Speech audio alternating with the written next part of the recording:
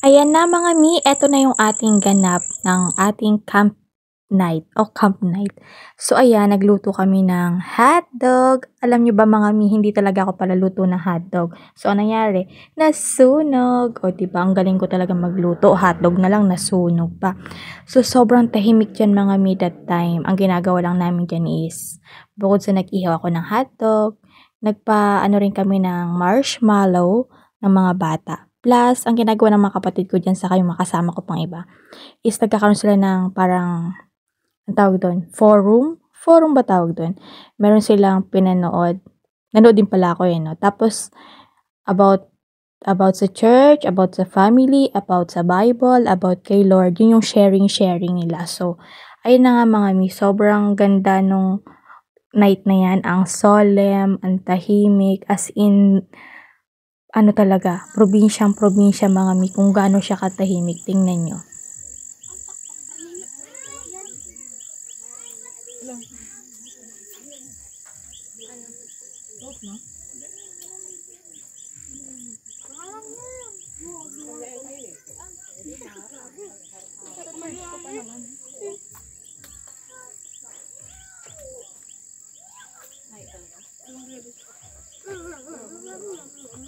Maambon.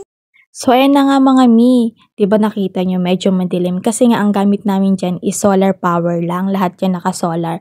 So, walang saksakan ng cellphone, walang charging station. Pero pwede kayo mag-charge dun sa mismong caretaker. May payment lang siya.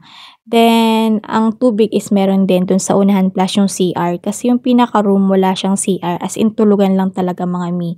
So, walang electric fan. Ramdam mo yung lamok, yung kuliglig, yung basta, ganun na ganun, probinsya mga mi.